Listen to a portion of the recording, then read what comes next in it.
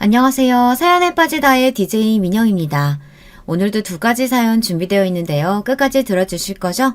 구독과 좋아요 잊지 마시고요. 그럼 오늘의 사연 바로 시작해 볼게요. 안녕하세요. 저는 남편과 함께 전원 생활을 즐기고 있는 60대입니다. 최근 남편이 갑자기 쓰러지면서 하던 일을 정리하고 지금 살고 있는 곳으로 들어왔죠. 다행스럽게 남편은 큰 후유증 없이 잘 회복을 했고 지금은 반려견 3마리와 반려묘 2마리까지 대식구들과 함께 여유롭게 지내고 있답니다. 자식들은 어쩌고 있느냐고요? 저희 부부 사이에는 아들 둘과 딸 하나가 있어요. 다들 자기 밥벌이는 스스로 하고 있죠. 남편도 저도 자수성가한 사람들이라 아이들에게도 부모에게 기댈 생각은 눈콧만큼도 하지 말라고 했었답니다. 그래서 그런지는 몰라도 아이들은 저와 남편이 키워낸 회사와는 전혀 상관없는 일을 하며 열심히 살고 있어요. 큰애는 공부를 참 잘했어요. 솔직히 저도 남편도 배움의 깊이가 깊지 않다 보니 첫애는 이것저것 정말 많이 시킨 것 같습니다. 첫애를 키울 때까지만 하더라도 지금과 같은 모습은 상상도 할 수 없을 정도로 형편이 어려웠죠. 없는 살림에도 첫애에게 뭐든 다 해주고 싶었답니다. 아마 요즘 엄마들보다 더하면 더했지 덜하진 않았던 것 같아요.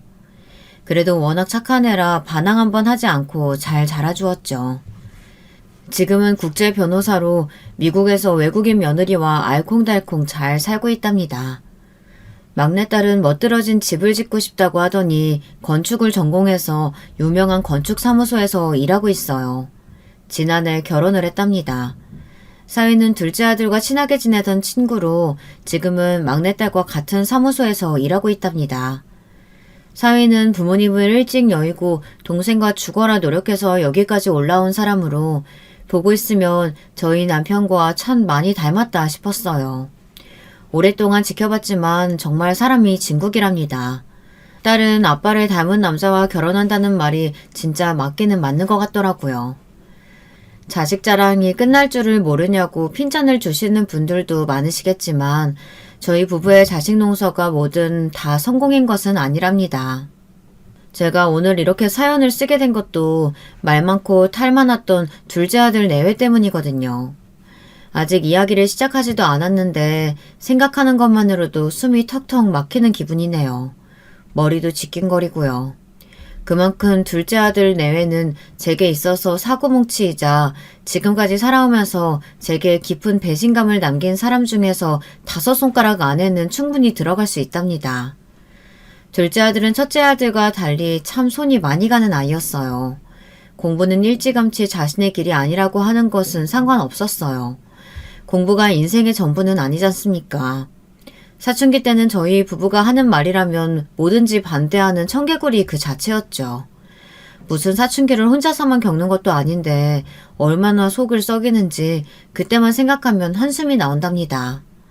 그나마 고등학교 2학년이 되면서 갑자기 무슨 심경의 변화가 생긴 것인지 열심히 공부해서 약대를 가겠다고 큰 소리를 치더니만 재수해서 약대로 진학을 하더라고요. 졸업 후에는 제약회사에 들어갔고요. 비록 어린 시절 가출도 밥 먹듯이 하고 친구들과 싸움박질도 셀 수 없이 하고 다니긴 했지만 그래도 정신 차리고 자신의 몫을 다하려는 모습을 보며 그나마 다행이다 하고 있었죠. 나름 평화롭게 살고 있던 어느 날이었어요. 아침에 가족끼리 모여서 식사를 하는데 둘째 아들의 폭탄 선언으로 모든 것이 달라졌답니다. 지금 뭐라고 했어? 뭘 한다고 네가? 결혼이요. 결혼하려고요. 최대한 빨리. 아니 무슨 결혼이 애들 장난도 아니고 갑자기 결혼을 한다고 하면 뭐 그냥 하는 거냐? 만나는 사람은 있어서 하는 말이야? 당연하죠. 누굴 바보로 하시나. 당연히 결혼하고 싶은 여자가 생겼으니까 하는 말 아니겠어요? 둘째 아들은 연애 전적도 화려했는데요. 어떤 여자애를 만나더라도 100일을 넘기지 못했어요.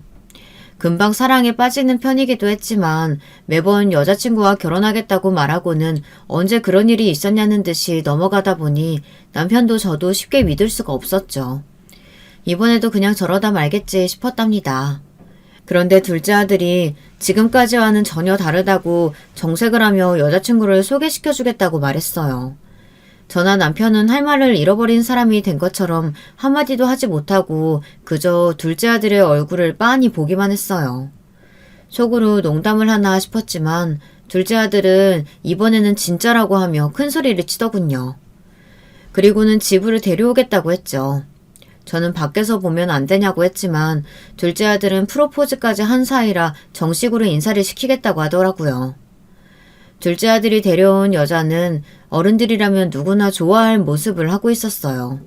왜 참하다라는 말을 쓰잖아요. 저 역시도 둘째 며느리를 보자마자 처음 했던 생각이 참하다였거든요. 목소리가 크지도 작지도 않고 얼굴에 살짝 미소를 짓고 있는 모습을 보고 있으니 하루 종일 둘째 아들이 데려올 사람이 누굴까 긴장하고 있었던 마음이 풀리는 것 같았습니다. 식사 시간에도 마찬가지였죠. 준비된 음식을 먹으면서 과하지도 않게 적절한 선에서 음식이 맛있다고 말해주는 모습에서 내 아들이기는 하지만 어디서 이런 여자를 만났나 싶더라고요.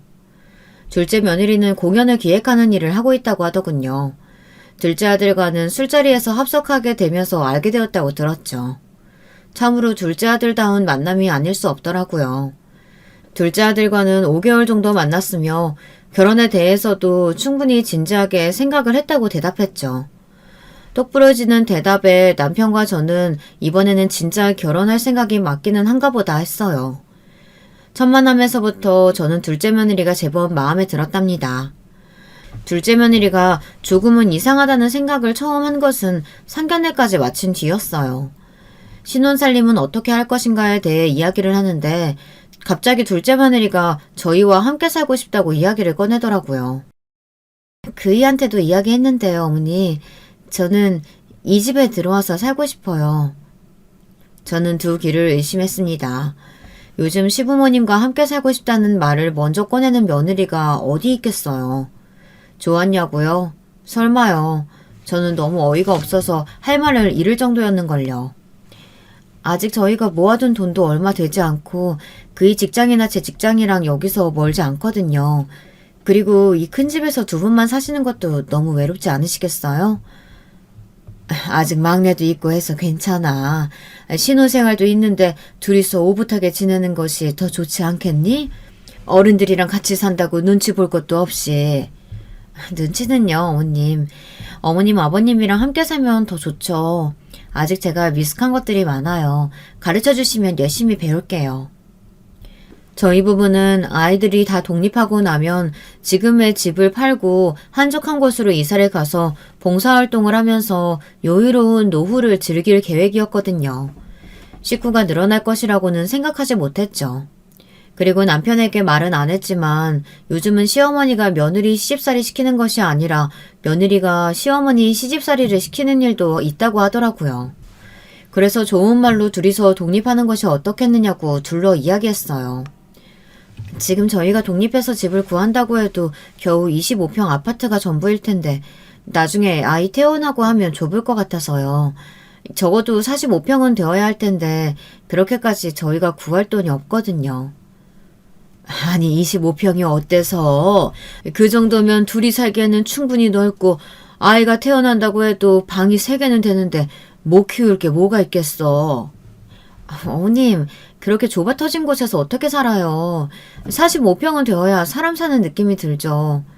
하여튼 저희에게는 아직 집을 구할 만큼의 여유가 없으니 들어와서 살게요. 아니면 어머님께서 해주시려고요? 아파트? 결혼 자금을 보태라고 4천만 원 줬잖니.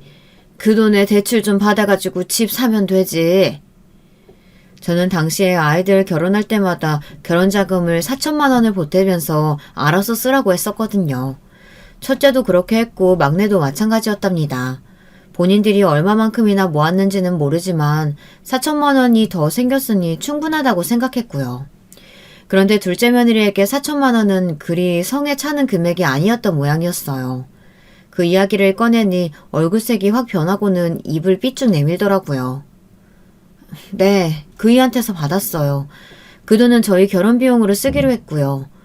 그나저나 어머님, 저희 들어와서 살기로 그이랑 이야기 다 끝냈으니까 어머님께서도 저 너무 싫어하지 마시고 받아주시면 안 돼요? 내가 널 싫어한다니 그게 무슨 말도 안 되는 소리야. 내가 왜 널 싫어해? 제가 들어와서 산다고 하니까 자꾸만 밀어내시잖아요. 솔직히 요즘 세상에 시부모님 모시고 산다고 하면 다들 좋아하시던데 왜 그러세요? 둘째 며느리는 너무 서운하다고 하며 며느리가 모시고 산다고 하면 좋아하시는 것이 정상 아니냐고 투덜거리기 시작했죠. 그리고는 자신을 미워하면서 결혼 허락은 왜 하셨냐는 소리까지 나오거든요. 결국 저는 둘째 며느리 앞에 두 손 두 발 다 들고 말았답니다. 식구가 늘어났다는 낯선 감정이 처음에는 그다지 와닿지 않았어요. 아침에 수저 하나 더 놓으면 될 정도로 둘째 며느리가 바쁜 것도 있었지만 천성이 다정한 건지 저나 남편에게 정말 잘하더라고요. 하지만 그것도 오래가지는 않았어요. 한 달은 갔나? 초반에는 아침 준비를 돕겠다고 일찍 내려오더니만 점점 기상시간이 늦어지더군요. 급기야 일어나서 아침 먹으라고 부르면 짜증을 내기도 했어요. 어머님, 아직 시간 이르잖아요. 조금만 더 자게 두셔도 될 텐데 왜 깨우세요? 아침을 먹고 출근해야 할 거 아니야. 아침 준비 다 해놨으니까 어서 나와서 숟가락이라도 좀 놔. 그렇기는 한데 아침마다 너무 힘들어요. 일어나서 씻고 숟가락만 놓으면 되는데 뭘 그렇게 힘들다고 그래? 어머님, 진짜 상주 가정부 쓰시는 건 어때요? 아침마다 저나 어머님이나 바쁘게 준비할 거 없이 상주 가정부 쓰면 편하잖아요. 둘째 며느리는 가정부가 있으면 뭐하냐며 식사 준비는 여전히 자신이 하는데 이건 사람을 써도 쓰는 것 같지 않다고 중얼거렸어요. 물론 저희 집에서 일을 도와주시는 가사 도우미 아주머니가 계시기는 했지만 저는 식구들 식사만큼은 꼭 제 손으로 준비하는 편이라 다들 출근한 이후에 오셔서 다른 가족들 퇴근하기 전에 나가셨거든요. 며느리는 그것이 꽤나 불만인 모양이었고요. 하지만 저도 할 말은 있었습니다. 제가 며느리더러 아침을 차리라고 시킨 적도 없었거든요. 그냥 제가 다 준비하고 며느리는 일어나서 상 차리고 숟가락만 놓으면 될 일이었어요. 그리고 그 일을 혼자서만 하는 것도 아니었고요. 남편이나 우리 막내 그리고 둘째 아들 녀석도 함께 도와서 자기 밥그릇 국그릇은 챙기고 있었기 때문에 일방적으로 며느리 혼자서 고생하는 그림은 아니었답니다. 그런데 고작 그런 거 가지고 힘들다고 말하는 모습을 보며 처음 봤던 모습과는 많이 다르구나 하고 실감했죠. 그 뒤로도 몇 번이나 며느리는 상주 가정부를 썼으면 좋겠다고 이야기를 했지만 저는 못 들은 척 했답니다. 제 고집이라고 해도 어쩔 수가 없지만요. 어느 날 모임을 갔다가 돌아오는 길에 저는 기절할 만큼 놀라운 모습을 목격하고 말았어요. 둘째 며느리가 가사 도우미 아주머니에게 소리를 고래고래 지르고 있었던 거죠. 저는 둘째 며느리가 그렇게 소리를 지르는 모습을 처음 봤던 터라 너무 놀라서 움직이지를 못했어요. 가사 도우미 아주머니께서는 저희 집에서 10년 이상 일해주신 분이라 실수할 일이 없는데 이게 무슨 일인가 했죠. 제가 분명히 메모 남겨뒀죠. 오늘 저녁에 입어야 하니까 드라이해서 가져다 두라고요. 그런데 이게 지금 뭐예요? 그걸 아침에 두고 가셨는데 어떻게 벌써 드라이를 맞춰서 둬요. 내일이나 되어야 되죠. 그걸 누가 몰라요? 그런 거였으면 특별히 메모 남겨두지도 않았겠죠. 글을 못 읽는 것도 아니면서 왜 시킨 일을 제대로 못해요? 둘째 며느님이 말이 너무 심하잖아요. 아니 가능한 일을 부탁해야지 이건 억지라고요. 이봐요. 누구더러 둘째 며느님이래. 아주머니 작은 사모님이라고 불러야죠. 제가 저번에도 말씀드렸죠? 머리가 나쁜 거예요? 아니면 날 무시하는 거예요? 사람이 이야기를 하면 좀 들어 쳐먹어야 될 거 아니에요? 사모님께서도 저한테 함부로 이렇게 말씀하지 않으세요. 억지 쓰는 건 둘째치고 지금 이게 무슨 경우랍니까? 어머님이 오냐오냐 해주니까 아주 눈에 보이는 게 없나 봐. 종년 주제 어디서 고개를 빳빳하게 들고 대꾸가. 정말이지 하늘이 노랗게 변하는 것 같았어요. 어떻게 어머니 뻘 되는 사람한테 저렇게 막말을 막 내뱉을 수 있는지 숨이 턱턱 막히는 기분이었어요. 저는 단 한 번도 그렇게 사람을 대한 적이 없을 뿐 아니라 저희 집에서 일을 봐주시는 분은 하나같이 10년 이상씩 일해주시는 분들이라 이제는 가족처럼 지내는 사이인데 지금 뭐하는 짓인가 싶더군요. 저는 더 이상 참지 못하고 큰 소리로 둘째 며느리를 부르며 이게 무슨 경우 없는 행동이냐고 화를 냈어요. 제가 있다는 사실을 꿈에도 몰랐던 둘째 며느리는 하얗게 질린 얼굴로 저를 바라보며 허둥거렸죠. 저는 가사도우미 아주머니에게 먼저 사과를 드렸어요. 저희 등장에 당황스러웠던 것은 가사도우미 아주머니께서도 마찬가지였는지 오히려 얼굴을 붉히며 고개만 숙이시더군요. 저는 오늘 이런 일이 벌어지게 된 것에 대해 제가 며느리를 잘못 가르쳤다며 거듭 사과드리고는 충격받으셨을 텐데 일찍 들어가 쉬시라고 말씀드렸어요. 그렇게 가사 도우미 분을 보내고 나서야 저는 둘째 며느리와 눈을 마주했습니다. 둘째 며느리가 눈동자를 굴리며 이 상황을 어떻게 빠져나갈지 머리를 굴르는 것이 너무 훤하게 보이더군요. 저는 며느리에게 어떻게 사람을 그렇게 대할 수 있느냐고 언성을 높였어요. 제가 분명 아침에 출근하면서 시켰는데 아주머니께서 먼저 저를 무시하셨어요. 오늘 저녁 만찬에 입고 나가야 되는데. 여기가 무슨 세탁소니? 그렇게 중요한 일이면 미리미리 부탁을 해야지. 아니면 네가 출근길에 했었어야지. 그리고 네 어머니 뻘 되는 분이야. 어떻게 그런 말을 입에 담을 수가 있어? 어머님, 어차피 저 사람이랑 우리는 갑과 을의 관계예요. 고용주와 고용인인데 그럼 존대하면서 지낼 건 아니잖아요. 어머님, 어차피 우리가 돈 주고 부리는 사람들이에요. 어디서 그런 생각을? 네가 밖에 나가서 돈 가지고 사람을 막대할 수 있을지 모른다만 내 집에서는 있을 수 없는 일이다. 내 사람한테 그렇게 하고 싶거든. 아주머니께 너희가 쓰는 층은 전혀 신경 쓰지 말라고 할 테니 네가 알아서 사람을 부리든 마음대로 하렴. 저는 자신이 뭘 잘못했는지 모르겠다는 얼굴로 저를 바라보는 둘째 며느리 때문에 좀처럼 짐작이 되지 않았어요. 그래서 유치할 수도 있겠지만 따로따로 사람을 쓰자고 했죠. 둘째 며느리는 그제야 자신이 과했다며 죄송하다고 하더군요. 하지만 딱 느낌이 왔어요. 전혀 반성하고 있지 않다는 것을요. 저는 내일 당장 아주머니께 사과드리고 앞으로도 공손하게 대할 것 아니면 아주머니께 아무것도 요구하지 말라고 엄포를 놓았죠. 저는 이때부터 둘째 며느리가 좀 무섭기도 하고 꺼려지기 시작했죠. 물론 다음날 둘째 며느리는 가사도우미 아주머니께 정중하게 사과를 하는 것으로 마무리가 되기는 했답니다. 한번 저에게 들킨 것이 기폭제가 된 것인지 아니면 둘째 며느리에게 이상한 면이 있다는 것을 알게 된 이유인지는 모르지만 둘째 며느리의 행동이 점점 더 눈에 들어왔어요. 한 번은 막내딸 결혼을 앞두고 예물을 보러 가기로 한 날이었어요. 저는 막내딸과 사위 둘이서 고르면 될 일을 가지고 뭘 나까지 부르느냐고 한 소리 하기는 했지만 내심 기분은 좋더라고요. 요즘은 당사자들이 다 알아서 한다고 하지만 그래도 부모된 마음으로 어떻게 진행되어 가는지 궁금하기도 하잖아요. 그런데 도통 말을 안 해주니까 알 길이 없어 답답했는데 이렇게 예물을 같이 보러 가자고 하니 반가웠죠. 그런데 둘째 며느리가 자신도 따라가면 안 되느냐고 묻더군요. 막내딸은 상관없다고 했지만 저는 내심 좀 찝찝했어요. 보석상에 도착한 저희 모녀는 예물로 할 반지와 시계를 보면서 신중하게 고르고 있었어요. 막내딸은 반지는 심플한 것으로 하겠다고 했지만 그래도 결혼반지는 결혼반지다워야 하는 건 아니겠나 싶은 마음에 여러 가지 껴보며 이야기를 나누는데 둘째 며느리가 보이질 않더군요. 어디를 갔나 했더니만 구석에서 자기 혼자 뭘 열심히 보고 있었어요. 저는 그러는가 보다 하고 막내딸에게 그나마 가장 무난하면서도 끼고 다닐 때 전혀 불편함이 없어 보이는 반지를 골라 손에 끼워주고 있었죠. 그때였어요. 분명 혼자서 보석을 구경하고 있었던 둘째 며느리가 쓱 고개를 내밀더니 한마디 거들었죠. 그건 결혼반지가 아니죠, 어머님. 적어도 다이아가 크게 박혀있어야 결혼반지다운데 그건 무슨 장난감 같잖아요. 여기 이 주변으로 다이아가 촘촘하게 박혀있는 올해 첫 출시된 라인입니다. 올해 나왔든 작년에 나왔든 무슨 상관이에요. 아가씨, 이 반지 너무 없어 보여요. 아니 결혼반지라면서요. 이때 아니면 언제 알이 큰 반지 받아보겠어요? 이왕이면 큰 알 박혀있는 걸로 해요. 언니 의견은 고마운데 일하다 보면 너무 알이 큰 반지는 불편하더라고요. 결혼 반지는 늘 끼고 있잖아요. 이럴 때 불편하면 뺐다 꼈다 해야 하는데 차라리 끼고 다니기 쉬운 걸로 할래요.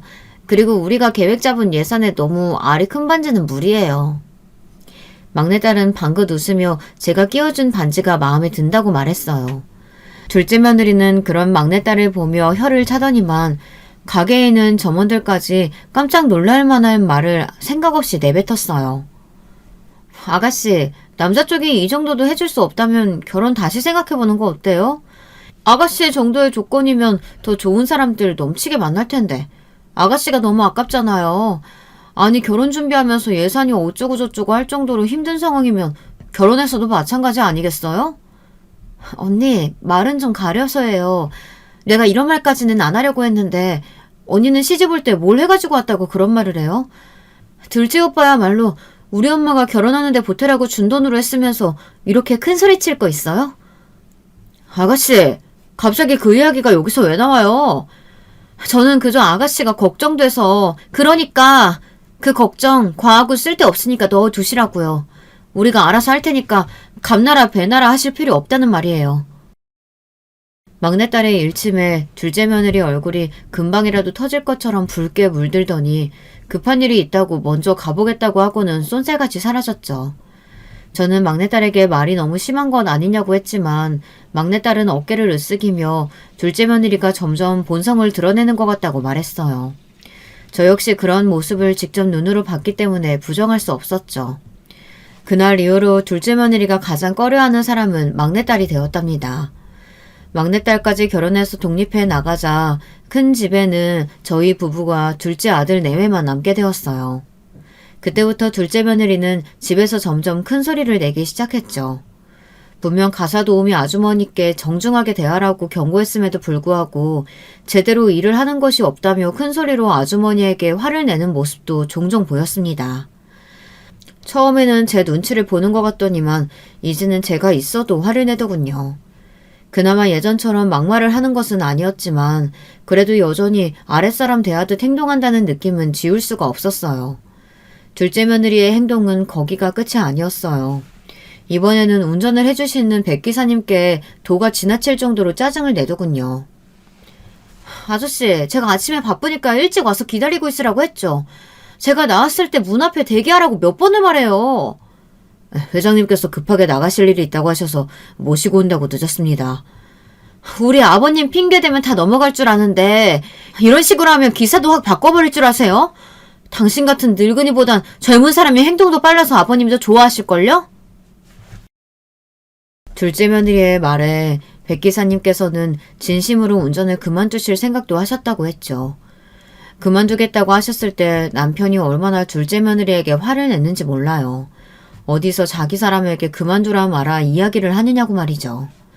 둘째 며느리는 남편이 그렇게 화를 낼 거라고는 생각하지 못했는지 그 다음부터는 가사 도우미 아주머니께도 백 기사님께도 행동을 조심하더군요.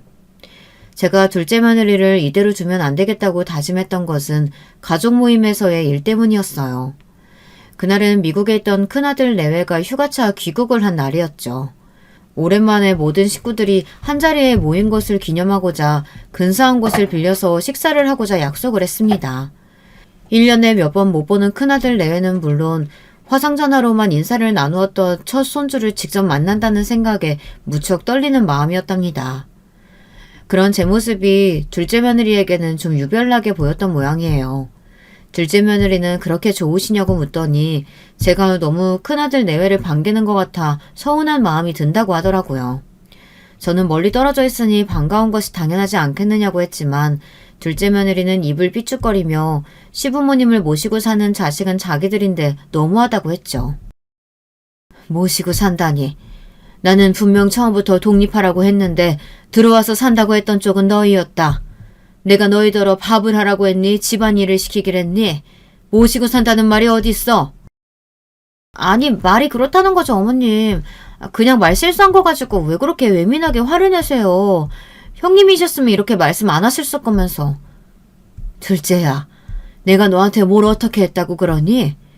첫째가 귀국한 이후부터 지금 내가 무슨 말만 하면 너희한테는 그렇게 안 해준다는 말을 입에 달고 있는 이유가 뭐니? 어머님이 너무 형님만 좋아하시는 것 같아서 그러죠. 둘째 며느리는 끝까지 섭섭하다는 말을 멈추지 않았어요. 그리고 그 행동은 가족끼리 모인 장소에서도 마찬가지였죠. 큰며느리가 미국 사람이라 저와는 대화가 잘 통하지 않을 줄 알았어요. 저도 영어를 열심히 공부하기는 했지만 그렇게 잘하는 편이 아니었거든요. 그런데 기특하게도 매번 볼 때마다 한국어가 늘어서 오더니만 이제는 능숙하게 구사할 정도였죠. 큰며느리는 그동안 미국에서 있었던 이야기들을 쏟아내며 가족 모임의 웃음 버튼이 기꺼이 되어주었답니다. 그렇게 식사를 마치고 디저트를 기다리다 잠시 화장실에 갔는데요. 거기서 저는 충격적인 대화를 듣고 말았어요. 바로 큰며느리와 둘째 며느리의 대화였죠. 형님은 영영 미국에서 안 돌아오시는 거죠? 아예 아주버님더러 이민을 오라고 하지 그러세요? 이민은 무슨, 우리 3년 정도만 더 있다가 한국으로 들어올 생각인데 아이 키우기가 한국이 더 좋을 것 같아서 말이야. 한국을요? 설마 형님 본가로 들어오실 건 아니죠? 거기까지는 아직 생각 안 해봤어. 그이와 이야기해봐야지. 그 집은 제 거예요. 신발을 생각 조금도 하지 마세요. 둘째 며느리의 말에 문고리를 잡은 제 손에는 힘이 들어갔어요. 자기 집이라니, 멀쩡히 저희 부부 명의로 되어 있는 집이 왜 둘째 며느리 것인지 도통 이해가 되지 않았죠. 하지만 저의 이런 궁금증은 금방 해결되었어요. 그 집이 어떻게 동서 거야? 어머님이랑 아버님 집이지. 동서 혹시 지금 본가에서 사는 이유가 그 집 때문은 아니겠지? 왜 아니겠어요. 그 집은 꼭 저희가 받을 테니까 형님은 꿈에서라도 상상하지 마세요. 제가 그 집에서 왜 버티고 있는데. 듣고 있으니까 말이 좀 이상하네. 아니 근데 아직 두 분 정정하신데 누가 받는다 누구 거다 그런 이야기를 왜 하는 건지 난 모르겠다. 난 빼줘. 그런 이야기에 조금도 관심 없으니까. 큰며느리가 어이없다는 말투로 둘째 며느리에게 한마디 했죠. 그러자 둘째 며느리가 코웃음을 치며 누구를 가르치려고 하느냐고 정색을 하고는 소리를 높였어요. 하지만 그런 모습에도 큰며느리는 한마디 대꾸도 하지 않았죠. 저는 당장이라도 문을 박차고 들어가 물려줄 재산은 조금도 없으니 바라지 말라고 호통을 치고 싶었지만 그렇게 해서는 성에 차지 않을 것 같았어요. 그렇게 기쁘게 시작한 가족 모임은 제게 최악의 기억으로 남았죠. 집으로 돌아온 저는 남편에게 막내도 결혼했으니 우리가 초반 계획했던 대로 외곽 지역으로 이사를 가자고 말했어요. 남편 역시 원하던 일이라 뛸 듯이 기뻐하며 땅을 받은 곳이 있다고 의욕적으로 제게 설명했어요. 저는 남편이 골라둔 몇 군데 중에 그나마 교통편이 편리한 곳을 정해 막내에게 말해 집을 짓기로 했답니다. 그리고 그 사실을 저녁 식사 시간에 둘째 아들 내외에게 말했고요. 예상했던 대로 둘째 며느리가 충격을 받은 얼굴로 묻더군요. 어머님, 아버님, 이 집을 팔기로 했다뇨. 저희한테 어쩜 상의 한 번도 없이 그런 결정을 하실 수가 있어요? 여기는 우리 부부 명의로 된 집인데 우리가 너희한테 왜 얘기를 해야 하니? 둘째야, 우리가 너희한테 허락을 받았어야 하는 문제니? 입버릇처럼 막내 시집 가면 외곽으로 간다고 하셨잖아요. 새삼스럽게 무슨. 당신도. 내가 말했잖아. 우리 부모님 우리 다 독립시키고 나면 두 분이서 오붓하게 전원생활 즐기고 싶어 하신다고. 아니 그건 하여튼 어머님 저희는 어쩌라고 그렇게 결정하세요. 어쩌기는 집 구해서 독립하면 되지. 회사 근처 새로 분양하는 아파트도 많던데. 제 말에 둘째 며느리는 미치고 환장해서 팔짝 뛰겠다는 표정으로 저를 바라보며 자신들이 돈이 어디 있어서 아파트를 얻을 수 있겠냐고 대답했어요. 잔뜩 불쌍한 표정을 짓는 둘째 며느리의 모습을 보고 있자니 처음 저 연기에 속았던 지난날이 떠오르더라고요. 저는 최대한 아무렇지 않은 듯이 웃으며 대답했죠. 지금까지 번 돈은 다 어떻게 하고? 너희 결혼해서 지금까지 이 집 살면서 한 번도 생활비 낸 적도 없잖니. 나도 달란 말 안 했고. 그건 너희가 돈 모아서 좋은 집으로 독립하길 바라는 마음으로 그랬던 거야. 생활비? 당신 엄마한테 매달 100만 원씩 준다고 하지 않았어? 둘째 아들이 영문을 모르겠다는 표정으로 말했어요. 저는 순간 그동안 둘째 며느리가 둘째 아들에게는 거짓말을 하고는 생활비를 따로 챙겼다는 것을 알 수 있었죠.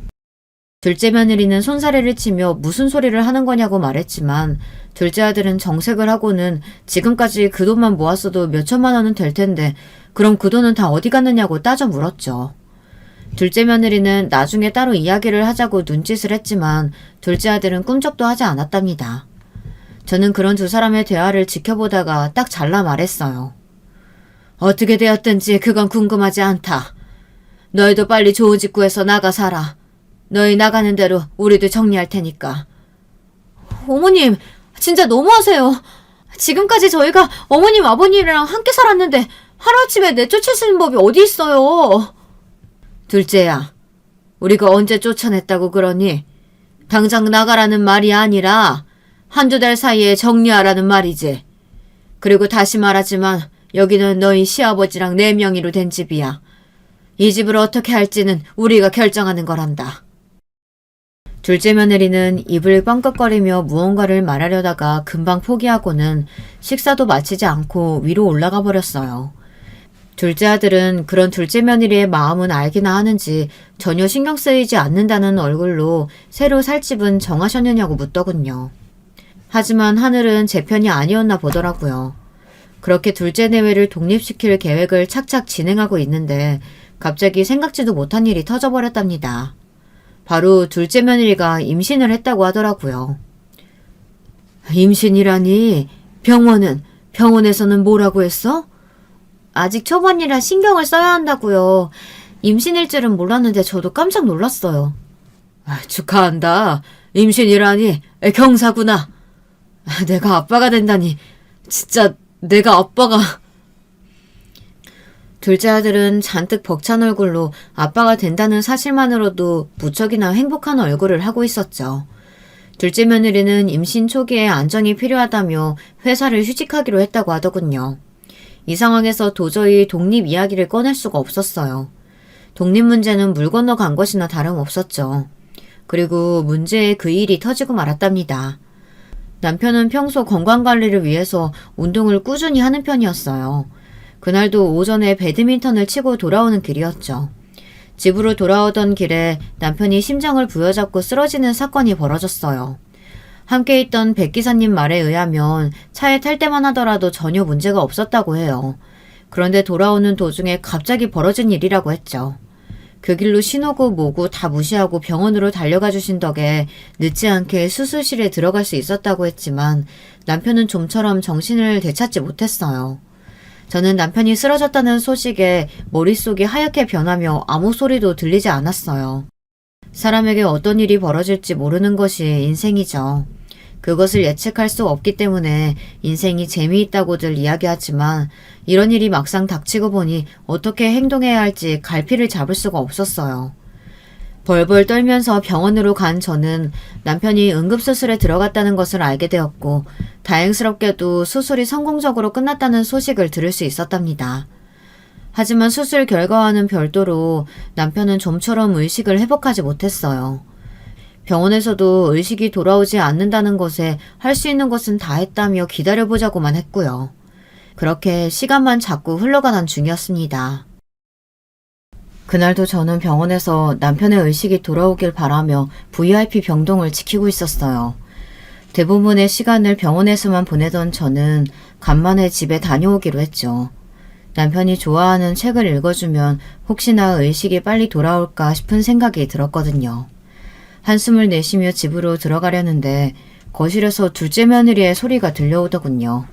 누구랑 통화를 하는지 아주 큰 목소리로 까르르 웃어가며 난리도 아니었죠. 솔직히 시아버지가 저렇게 병원에 누워있는데 뭐가 즐겁냐고 따져 물어보고 싶었어요.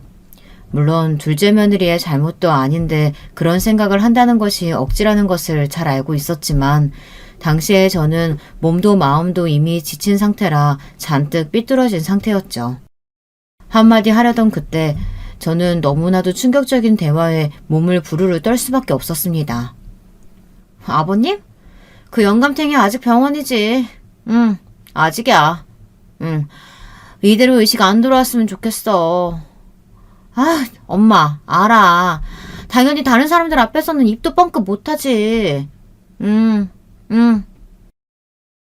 저는 온몸에 소름이 돋았어요. 아니 어떻게 저런 밝은 목소리로 시아버지가 깨어나질 않았으면 좋겠다는 소리를 할 수 있는지 믿기지가 않았죠. 하지만 이것이 끝이 아니더군요. 자그마치 재산이 200억이야, 엄마. 이 노친네가 가진 돈이 200억이라고. 아싸, 드디어 이 노친네 죽는다. 엄마 생각해봐. 그 영감탱이 죽으면 그 많은 재산이 다 어디로 가겠어? 당연히 재산은 어머니한테 가겠지. 엄마, 네 이야기 좀 들어보라니까? 다 생각이 있어. 그럼. 저는 당장이라도 뛰어들어가 둘째 며느리의 머리채를 휘어잡고 다 뜯어놓고 싶은 심정이었어요. 제가 비틀거리자 함께 들어왔던 백 기사님께서도 침통한 얼굴로 저를 부축하며 입술을 꾹 깨물고 계셨죠. 저는 점점 가빠오는 숨을 깊게 들여마셨다 내뱉으며 진정하려고 노력했어요. 하지만 좀처럼 마음대로 되지 않았죠. 그 와중에도 둘째 며느리의 통화는 계속되었어요. 유언장이야 손보면 그만이지. 내가 이미 다 사람을 포섭해 뒀거든. 영감탱이 저지를 하다 눈 감으면 내가 이미 오리해둔 변호사님이 유언장 싹 바꿔치기 하기로 했어. 아직 가짜 유언장이 완성되지 않아서 좀 기다려야 돼. 당장 죽을 것도 아닌데 뭐. 그리고 당장 죽는다고 해도 장례 절차가 있잖아 엄마. 그 절차 끝날 때까지는 시간 있으니까 그 사이에 해결 봐야지 뭐. 내가 말했지? 나만 믿으면 된다고? 이제 이 큰 집도 내 집이 된다고 생각하니까 너무 좋다. 이 맛에 그 인간이랑 결혼했지. 이혼? 당연하지.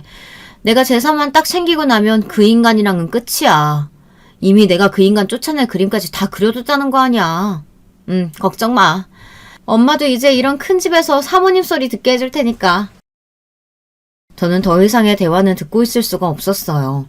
물론 이미 다리가 풀려져서 한 걸음 내딛는 것도 힘들었지만 백 기사님의 부축을 받으며 병원으로 돌아왔죠.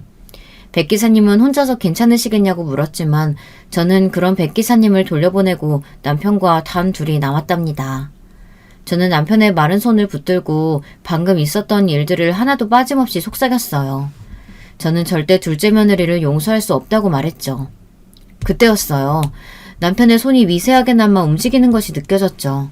저는 너무 놀라서 의사를 부를까 하다가 제가 혹시나 착각한 것은 아닐까 싶은 마음에 떨리는 마음으로 남편에게 제 손을 잡아보라고 말했어요.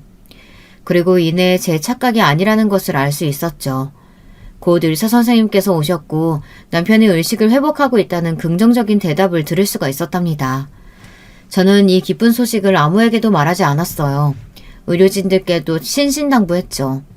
그 뒤로 며칠은 남편의 손가락이 움직였고 팔이 조금씩 떨리는 모습을 바라보며 곧 남편이 제 이름을 불러줄 것이라고 기대하며 기다렸어요. 그리고 그런 저의 바람은 곧 현실이 되었고요. 남편이 드디어 눈을 뜨고는 저를 바라보더군요. 저는 너무 기뻐서 남편에게 매달려 얼마나 울었는지 모릅니다. 남편은 제대로 나오지도 않는 목소리로 힘겹게 유언장을 공개해달라고 말했어요. 그것을 보면 다 알 거라는 수수께끼 같은 답변만 남기고요. 저는 의아한 마음이 들었지만 남편에게 다 생각이 있을 거라고 확신하고는 백 기사님께 믿을 수 있는 변호사님을 데려가라고 말했죠. 백 기사님은 자신의 아들을 데리고 다녀오겠다고 하더군요. 둘째 아들이 변호사 자격을 취득한 지 얼마 되지 않았던 것이 기억난 저는 부디 그렇게 해달라고 하고는 둘째 아들 내외는 물론 남편의 소식을 듣고 한달음에 귀국한 첫째 내외 그리고 이제 막 결혼을 한 막내 내외까지 모든 가족들을 집으로 불러 모았습니다. 다들 이게 무슨 일인가 하는 얼굴로 모여서는 제 입이 떨어지기만을 기다리고 있었죠. 저는 두 눈을 감고는 아무 말도 하지 않았고요. 그때였어요. 백 기사님께서 아들과 함께 서류를 가지고 들어왔습니다. 저는 그제야 눈을 뜨고는 가족들에게 남편의 유언장을 공개하기로 했다고 말했어요. 다들 깜짝 놀란 얼굴이었어요. 그 중에서도 당연히 둘째 며느리가 가장 심하게 놀랐고요. 어머니, 아직 아버님이 돌아가신 것도 아닌데 유언장이라뇨? 왜? 너희 아버님도 동의하신 일인데 뭐가 문제라도 되니? 아직 회복도 못하신 아버님께서 동의하셨다뇨. 이런 서류를 마음대로 열어보면 나중에 법적인 효력이 생기지 않는 것은 아닐까 걱정해서 한 말이죠. 그런 걱정은 넣어두렴. 내가 유언장을 바꿔치게 하는 것도 아닌데 뭐가 문제겠어. 제 말에 전곡을 찔린 둘째 며느리는 말을 얼버무리며 고개를 숙였죠. 저는 백 기사님께서 데려온 변호사에게 큰 소리로 낭독해달라고 부탁했어요. 어떤 내용이 담겨있든 남편이 제게 공개하라고 한 것에는 분명한 근거와 이유가 있을 거라는 생각도 들었고요. 하지만 남편이 적어둔 유언장에는 제가 생각했던 것과는 전혀 다른 것이 담겨 있었어요. 그 내용에 저뿐만 아니라 모든 가족들이 충격을 받아 서로의 얼굴만 번갈아 바라보기만 했죠. 남편이 작성한 유언장은 고발문에 가까웠거든요. 당연 그 대상은 둘째 며느리였고요.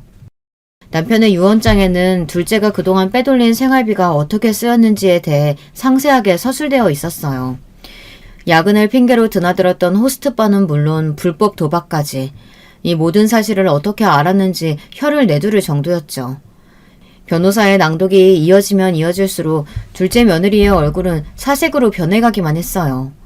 하지만 진정한 클라이맥스는 따로 있었죠. 아무도 예상할 수 없었던 일이었거든요. 유전자 검사가 가능한 시기가 되면 뱃속의 아이의 아버지가 진정 둘째 아들이 맞는지 확인하고 만약 그렇지 않은 경우에는 이혼을 요구한다. 그게 무슨 말도 안 되는 소리예요. 당연히 이 아이는 그의 아이죠. 어떻게 그런 의심을 하실 수가 있으세요? 네가 내 아들 외에도 여러 남자들 만나고 다녔다는 증거가 이렇게 가득한데 그 아이가 내 손주가 아닐 확률에 대해 당연히 생각해 볼 수 있는 것 아니겠니? 어머니, 제가 아무리 나쁜 짓을 해도 이렇게 저를 모욕하시면 안 되는 거예요. 생활비 빼돌린 것도 맞고 도박을 좀 한 것도 맞는데 아무리 그래도 이렇게 인간적으로 수치심을 주시면 안 되죠. 여보는 내 말 믿지? 어떻게 이 아이가 당신 아이가 아닐 수가 있겠어, 어? 그럼 검사해보면 알겠네. 검사해보면 당신 말이 맞는지 아닌지 알 수 있겠지. 당신 만약에 검사해보고 당신 아들이라고 나오면 그때는 어떻게 할 건데? 이렇게 나를 무시하고 짓밟은 대가 어떻게 지불할 거냐고! 둘째 며느리가 악을 쓰며 외쳤어요. 둘째 아들은 강하게 나오는 둘째 며느리 앞에서 움찔하더니 아무 말을 못하고 있었죠. 저는 만약 뱃속의 아이가 우리 핏줄이라면 둘째 며느리가 요구하는 것은 어떤 것이든 들어주겠다고 말했어요. 나름 파격적인 제안이었는데도 둘째 며느리는 아랫입술을 깨물며 불안해 보였죠.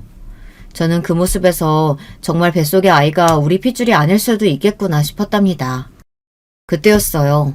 가만히 서 있던 백 기사님께서 품에서 핸드폰을 꺼내더니 제게 건네주더라고요.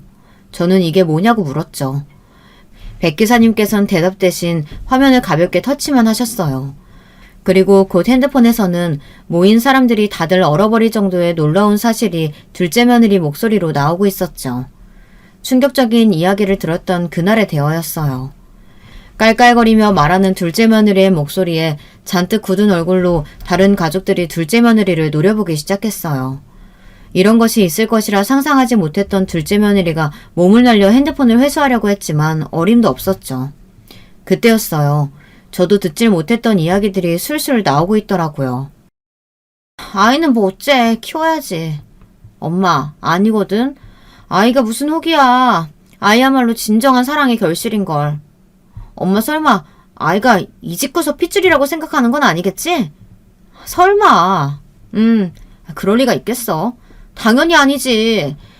아이는 내가 진짜 사랑하는 그 사람과 나 사이의 아이거든. 엄마가 반대만 안 했어도 나는 그 사람이랑 아니다. 엄마가 반대한 덕분에 내가 한미천 단단히 챙길 수 있었다. 그렇게 보니까 엄마가 반대하길 잘했네. 그치? 둘째 며느리는 절대 자신이 말한 것이 아니라고 했지만 이미 엎어진 물이나 다름없었죠. 저와 가족들은 살기 어린 눈빛으로 둘째 며느리를 바라보았어요.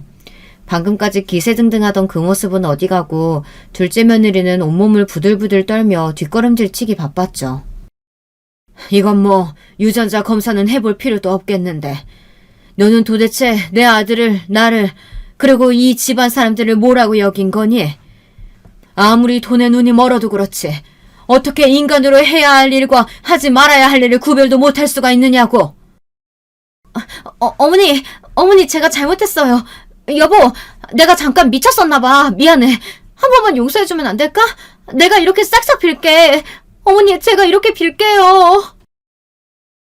바닥에 주저앉은 둘째 며느리가 손이 발이 되도록 빌기 시작했지만 그 누구도 둘째 며느리의 말에 반응을 보이지 않았어요. 오히려 둘째 며느리가 뻗은 손에 닿을까 몸을 비틀기까지 했죠. 둘째 며느리는 뿌리치는 둘째 아들의 바짓단을 붙들고는 한 번만 용서해달라고 울면서 빌었지만 둘째 아들의 얼굴에는 아무런 감정도 보이질 않았어요. 저는 그런 둘째 아들의 모습에 마음이 아팠습니다. 어쩌다 이런 인간을 만나 받지 않아도 될 상처까지 받았을까. 저는 사람을 불러 둘째 며느리를 밖으로 끌어내도록 시켰어요. 둘째 며느리는 이렇게 나갈 수 없다고 발버둥 쳤지만 우리 가족들 중 그 누구도 시선을 주지 않았죠. 저는 가사도우미 아주머니께 부탁해 둘째 며느리의 옷이며 화장품이며 손에 잡히는 대로 가방에 우겨넣은 채로 밖으로 쫓아냈어요. 둘째 아들은 그 와중에도 택시를 불러 둘째 며느리 친정 주소를 주더군요. 둘째 며느리는 절대 갈 수 없다고 소리소리 질렀지만 그렇게 저희 집에서 쫓겨났답니다. 둘째 아들 내외 사이에 남은 것은 이혼 소송장이 전부였어요. 합의 이혼을 생각했는데 둘째 며느리가 죽어도 이혼할 수 없다고 버티는 바람에 결국에는 소송으로 넘어갔죠. 남편이 유언장에 남겨둔 증거들이 도움이 되어 이혼에는 큰 무리 없이 정리가 될 것 같다고 하더군요. 깨어난 남편에게 어떻게 이 모든 사실들을 알았냐고 물었더니 남편은 우연한 기회에 호텔에서 남자와 나오는 둘째 며느리의 모습을 봤고 그 이후로 둘째 며느리에 대해 조사를 했다고 했어요. 둘째 아들은 그동안 며느리가 빼돌린 생활비는 물론 정신적인 피해 보상금으로 30억을 청구할 계획이라고 했습니다. 그리고 남편의 이름을 팔아서라도 둘째 며느리가 얼굴 들고 어깨에 발을 붙일 수 없도록 하겠다고 말했죠. 공연적 어깨가 생각보다 좁다고 하더라고요. 저 역시 인맥을 총동원하여 둘째 며느리가 두 번 다시 자신이 하던 일을 할 수 없도록 몇 가지 손을 써두었죠. 둘째 며느리는 위자료 이야기에 거품을 물고 난리를 쳤다고 해요. 자신이 피해를 준 건 얼마 되지도 않는데 돈독이 오른 우리 가족들이 자신을 말려 죽일 생각이라고 집 앞은 물론 둘째 아들의 회사까지 찾아가 소란을 일으켰다고 했죠. 사연을 듣고 계시는 분들 생각은 어떠신가요? 둘째 아들의 결정이 너무 과한가요? 고작 불륜에 다른 남자의 아이를 가졌을 뿐인데 과한 위자료라고 생각되시나요? 아니면 더 했어야 한다고 생각하시나요? 여러분들의 생각을 댓글로 남겨주세요. 저의 사연을 마지막까지 들어주셔서 정말 감사합니다. 여러분, 두 번째 사연 시작하기 전에 좋아요, 구독 꼭 눌러주실 거죠? 그럼 두 번째 사연 바로 시작합니다. 농업은 인류의 기원과 그 시작을 같이 하며 인류의 찬란한 문명의 기반에는 항상 이 농업이 함께했습니다. 농업은 과거로부터 앞으로의 미래까지 인류와 영원히 뗄래야 뗄 수 없는 국가와 인류의 강력한 경쟁력이 될 것입니다. 산업화를 넘어서 초고도 문명에 가까운 최첨단 기술이 하루가 다르게 발전하고 있는 이 지금에도 이 농업이 없다면 그러한 인류 문명의 초고도 발전은 아예 존재할 수가 없었겠지요. 갑자기 시작부터 뜬금없이 왜 이렇게 농업에 대해 찬양을 늘어놓느냐고요? 저는 오늘 평생을 열심히 농사만 지어서 남동생들 다 기르고 딸 자식 대학도 보내고 시집도 보낸 착하고 순수한 시골 아줌마인 우리 친정엄마 얘기를 하려고 합니다. 평생을 남부끄럽지 않게 살아오셨고 누구보다 성실하게 일하셨던 우리 엄마가 시골에서 농사를 짓고 살아왔다는 이유만으로 시댁에 무시를 당한 일화가 있어서 그 얘기를 들려드리려고 해요. 저도 그 사실이 너무나 언짢고 불쾌해서 시작부터 농업에 대한 찬양을 마구 늘어놓은 것입니다. 세상 착하고 부지런한 시골 농부인 우리 엄마를 변호하려고요. 무슨 얘기인지 여러분도 궁금하신가요? 그럼 지금부터 얘기 시작할게요. 엄마는 한반도 남쪽 땅에 끝없는 평야가 펼쳐진 어느 시골 마을에서 대대로 분홍이었던 집안에서 태어나셨어요. 엄마의 할아버지 때까지만 해도 그 지역 논밭은 다 엄마네 집 소유였대요. 그런데 그런 증조할아버지가 돌아가시고 나서는 게을렀던 할아버지, 그러니까 엄마의 아버지가 평생을 놀고 먹으면서 대대로 쌓아오고 가까웠던 재산을 탕진하면서 사셨대요. 농사라고는 손에 대본 적도 없고 돈이 필요하면 뒷산 논밭 몇만 평 팔고 또 그 돈이 다 떨어지면 키우던 소 몇백 마리 팔고 그런 식으로 평생을 한량으로 사신 거죠. 엄마는 아주 어릴 적까지만 해도 증조할아버지가 남겨놓으신 재산이 좀 있어서 꽤 부유하게 살았던 기억이 있대요. 하지만 증조할아버지는 어느새 연로하셔서 돌아가시고 철이들 무렵에는 이미 할아버지가 재산을 다 탕진하고 몇 마지기 땅만 남겨놓은 채로 그것으로 농사를 지어서 근근히 생활을 해야 했다고 해요. 장녀였던 엄마는 학업을 포기하고 열심히 농사일을 도와서 남동생들을 서울로 대학도 보내고 장가도 보내고 했답니다. 자신이 입을 것 먹을 것 아껴가며 열심히 땡볕에서 일해서 동생들을 위해 희생한 거죠. 엄마는 실질적인 가장이었어요. 한량이었던 할아버지와 몸이 약한 할머니 사이에서 동생들을 먹여 살릴 생산력이 있는 사람은 엄마밖에 없었대요. 지금도 삼촌들은 엄마의 말이라면 껌뻑 죽습니다. 삼촌들에게는 거의 엄마나 다름없는 존재니까요. 엄마는 여자임에도 힘도 좋고 농사 수완도 좋아서 마을에서도 유명했대요. 몇마지기 남짓 물려받은 땅을 잘 불려서 제가 꼬꼬마 어린 시절 즈음 됐을 때는 할아버지가 팔아먹었던 땅을 어느 정도는 되찾았어요. 그렇게 생산력이 좋았던 엄마는 도청에 초대받아서 우수 농업인 표창 같은 상을 탄 적도 있어요. 해마다 농번기가 되면 일꾼 아저씨들을 진두지휘하는 모습이 영락없는 여장부였죠. 그렇게 든든한 엄마와 마을 학교 선생님이었던 아버지 아래에서 저와 오빠들은 무난하게 어린 시절을 보냈고 저는 고등학교를 졸업하자마자 상경을 해서 대학생이 됐습니다. 남편과는 대학 CC로 만나게 됐어요. 그때 당시 군대에서 복학한 지 얼마 되지 않았던 남편은 순진한 시골 처녀였던 제 모습이 마음에 들었는지 저를 매일 졸졸 쫓아다녔어요. 맨날 서울의 화려한 아가씨들만 만나다가 시골 느낌 다분하고 억양이 짙은 사투리를 쓰는 제 모습이 그간의 여자들과는 많이 색달라서 매력을 느꼈대요. 그때까지 연애라고 해본 적은 없던 저는 순진한 시골 처녀였던 우리 엄마를 졸졸 쫓아다니던 아빠의 얘기가 생각나서 호기심에 한번 만나나 볼까 하고 연애를 시작했습니다. 남편은 남부럽지 않게 자란 서울 깍쟁이 느낌의 전형적인 부잣집 외아들이었어요. 남편 부모님은 청담동에서 고급 한우 식당을 운영하시는데 처음에 저를 꼬실 때 계속 고기 먹으러 가자, 고기 사줄게 했던 게 바로 그 이유 때문이었어요. 나중에 그 가게가 남편의 부모님이 운영하시는 곳인 걸 알고는 부담스러워서 결혼 전까진 한 번도 가지 않았어요. 그렇게 연애 기간이 길어지고 제가 졸업을 하게 되었을 무렵 남편은 결혼이 하고 싶다고 했어요. 자기가 평생 고기 반찬만 먹여줄 테니까 믿고 따라오라면서요. 하지만 저는 그때쯤 학교 선배가 차린 스타트업에 입사 제의를 받은 상황이라 고민이 많이 됐어요. 여러분도 아시겠지만 스타트업이라는 것은 3년 이내 망하는 경우가 다반사고 그만큼 초기에 많은 에너지를 쏟아부어야 반석 위에 올릴 수 있기 때문에 이제 막 입사 제의를 받은 제가 결혼까지 선택하는 것은 부담이 되는 상황이었어요. 게다가 제 하던 일은 제가 해보고 싶은 일이었거든요. 게다가 대표였던 선배가 저에게 높은 직급과 함께 일정량의 스톡 옵션까지 보장해준다고 했어요. 초기 연봉을 만질 수 없는 대신에 이러한 혜택으로 대신해주겠다면서요. 만약 이 회사가 차후에 크게 성장을 한다면 제게도 커다란 메리트가 있는 제안이었어요. 오랜 고민 끝에 저는 입사를 결정하고 그때 당시 남자친구였던 남편에게 말했어요. 오빠, 나 지금은 내 꿈을 위해 조금 더 시간을 쓰고 싶어. 그러니까 우리 결혼 얘기는 당분간 좀 미루자. 미정아, 오빠가 결혼하고 나서도 너 일하는데 아무런 지장 없게 할게. 그러니 아무 걱정하지 말고 결혼하고 나서도 일에만 집중해. 그리고 우리 아직 어리니까 아기는 나중에 가져도 되고. 그렇지만 막상 결혼하고 난 뒤의 현실은 많이 다를 것 같아서 그래. 우리 동아리 선배 미경 언니도 그렇게 하고 싶은 일이 있었는데 결혼하고 나니까 일에 집중도 거의 못하고 아기도 안 낳기로 했었는데 어느새 애가 들어서서 지금은 그냥 주부로 살고 있잖아. 사실 부모님이 얼른 결혼하라고 성하셔. 너도 알다시피 내가 늦둥이의 외아들이잖아. 얼른 손주 보고 싶다고, 그리고 네 얼굴도 한번 보고 싶다고 매일매일 얘기하셔. 그리고 무엇보다 나도 너랑 결혼이 하고 싶고. 알겠어, 오빠. 그럼 1년만 나한테 시간을 줘.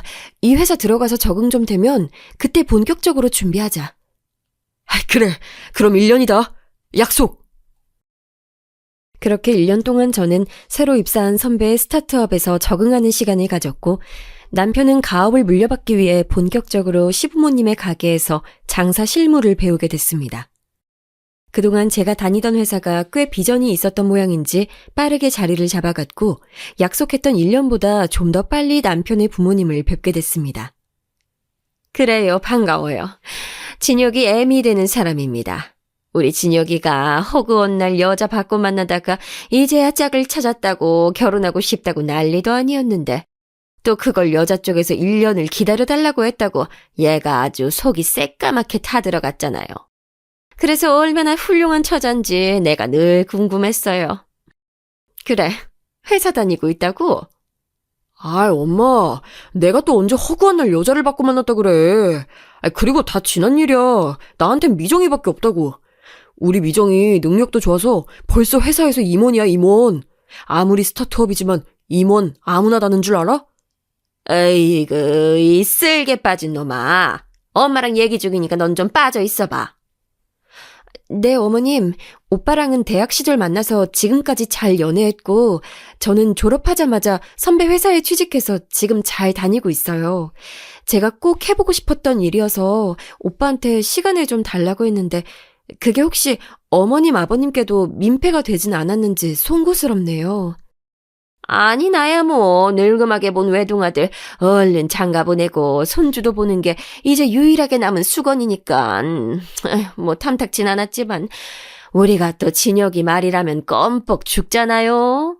꼭 맞는 색시 찾았으니 기다려달라고 해서 기다리느라 또 그새 애 아빠도 나도 얼굴에 주름이 한 줄 더 늘었다오. 우리가 이놈 새끼 막둥이라고 너무 오냐오냐 기른 것 같아. 아유, 늙은 엄마 아빠 이렇게 기다리게 해서 어디다 쓰냐? 내용은 아들을 탓하는 것 같지만 실상은 혼인을 지연시킨 저를 돌려서 원망하는 듯한 말투여서 조금 민망했습니다.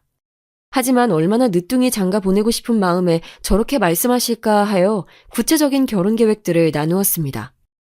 그래요. 식장이랑 뭐 이런 것들 날짜 잡히고 구체적인 계획 나오면 양가가 상견례 하기로 해요. 진혁이 너 우리 집안 품격에 맞게 제대로 준비해야 된다. 아, 그런데 부모님들께서 무슨 일 한다고 하셨지? 네, 어머니는 아버지에게 물려받은 농지로 평생 농업에 종사하셨고요. 아버지는 학교 선생님으로 오래 일하시다가 어머니 일이 점점 고되다고 하셔서 몇 년 전에 은퇴하시고 같이 어머니 농사일 도우면서 지내고 계세요. 농사요? 농사라고 했어요? 뭐, 얘 진혁아, 너 알고 있었어? 당연하지, 엄마. 농사가 뭐 어때서? 내가 미정이 만날 수 있었던 것도 장모님이 농사 열심히 지어서 미정이 서울로 유학 보내서 가능했던 건데. 아니, 뭐 어떻다기보다 청담동이랑 농사는 조금 어색하지 않니? 저는 저 들으라는 듯 노골적으로 자신의 집안은 청담동 출신이라는 것을 어필하고 은근슬쩍 농업에 종사하는 저희 집을 깎아내리는 뉘앙스가 거슬렸습니다. 제가 언짢아 하는 기색을 남편이 눈치챘는지 얼른 제지하며 나섰습니다. 아이, 엄마. 청담동이 언제부터 청담동이야. 여기도 옛날에 다 논밭이었어. 암튼 나 미정이랑 결혼 안 시켜주면 집 나갈 거니까 마음대로 해. 어이구, 너 때문에 내가 늙는다 늙어. 아무튼 자세한 건 상견례 때 다시 얘기하기로 해요.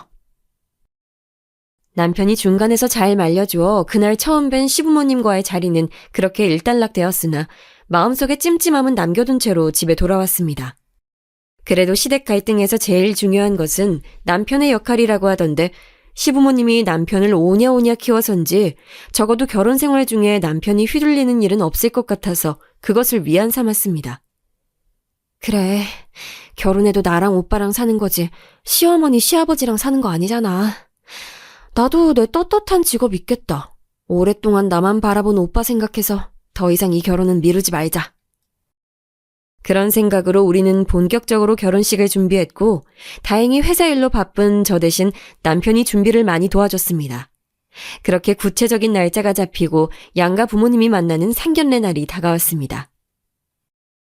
안녕하세요. 청담동에서 프리미엄 레스토랑 운영하고 있는 진혁이 엄마예요.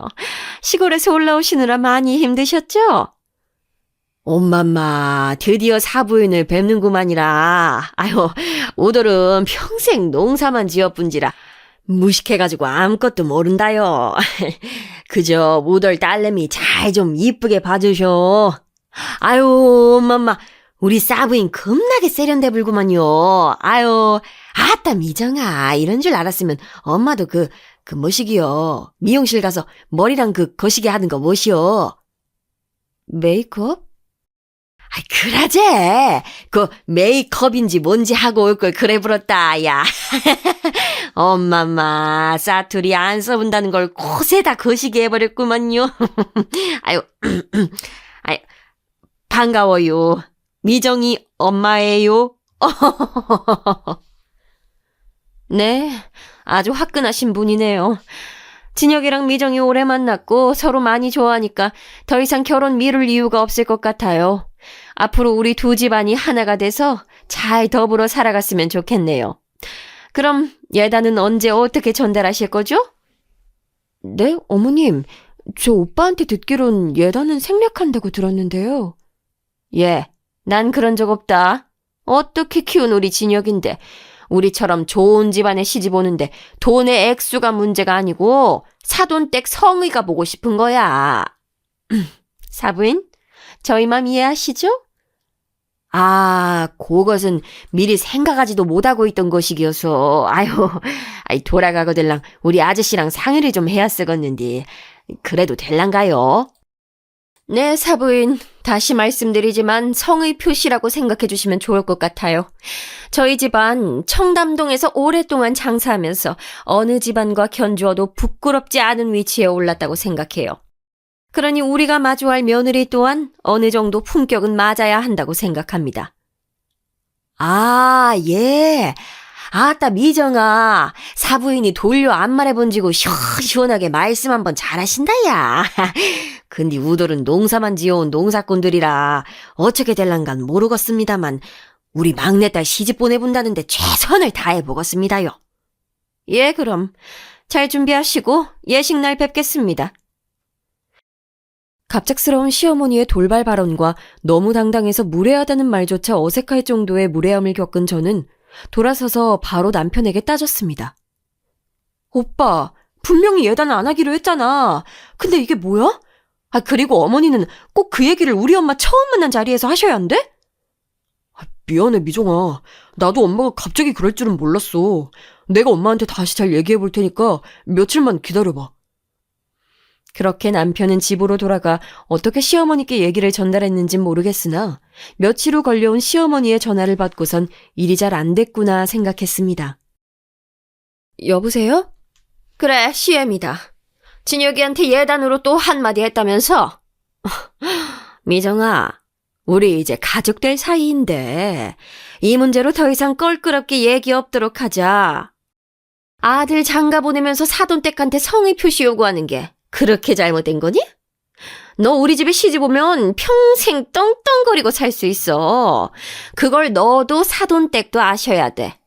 그렇게 알고 잘 준비해서 보내도록 해라. 시어머니는 제 말은 듣기도 전에 일방적으로 자기 할 말만 하고 그렇게 전화를 끊으셨습니다. 저는 그 길로 바로 남편한테 전화해서 따졌죠. 오빠 뭐야? 어머님한테 잘 얘기한다며. 내가 뭐 오빠 집안에 돈 주고 자리 사서 들어가는 거야? 돈 안 내면 오빠한테 시집도 못 가는 거냐고. 미정아, 미안해. 이거 하나만 양보해주라. 내가 예단으로 온 돈 진짜 최대한 빨리 다시 장모님한테 용돈으로 돌려드릴게. 우리 엄마 아빠 나 진짜 늦게 나와서 기르느라 고생하셨고 그렇게 귀하게 기른 자식 이제 장가 보낸다고 하니까 돈보다 무언가 사돈댁의 인정을 받고 싶으셔서 그러는 걸 거야. 많은 돈 필요 없으니까 이거 하나만 너랑 장인 장모님이 양보해줘라. 응? 아니 뭐 저는 귀하게 키운 딸내미 아닌가요? 아무리 예단 문화가 우리나라 결혼 문화의 오랜 전통이라고 하지만 애초에 그 돈 없어서 굶어 죽는 분들도 아니고 정작 삶아 떼고 사는 사람들은 저랑 남편인데 왜 이렇게 저희 부모님한테 콧대를 세우려고 하시는 걸까요?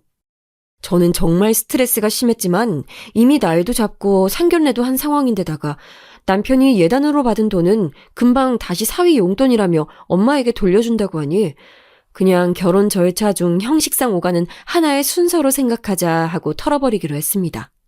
그래도 엄마한테는 너무 미안해서 전화 한 통 드렸어요. 엄마, 나야. 오메, 시집 가느라 바빠 뒤져볼 것 같은 우리 딸이 어째 전화를 해버렸을까? 엄마, 미안해. 분명히 예단 얘기 없었는데 그날 상견례 자리에서 시어머니가 그렇게 얘기 꺼내서 많이 속상했지. 엄마마, 우리 딸이 이제서 철이란 게 들어서 거시기 해버리는구먼. 아유, 눈물이 앞을 가려불어. 우리 딸, 엄마는 우리 딸 위해서라면 못할 것이 없어야. 까지 예단 그 시기 논 몇 마지기 팔아분지면 금방 아니겠는가. 그런 게 우리 딸은 그것은 아예 걱정을 하덜 말고 이쁜 새색시 될 준비나 잘 하쇼. 알겠는가? 엄마, 미안해. 그리고 고마워. 아유, 엄매. 우리 딸 울어본지면 엄마도 눈물이 나부르야. 아유, 온능 전화 끊고 디비저 잡으러. 늘 표현은 거칠지만 항상 저를 위해서 그리고 오빠들을 위해서 헌신했던 엄마인 것을 알기에 저는 그렇게 전화를 끊고 밤새도록 울었습니다.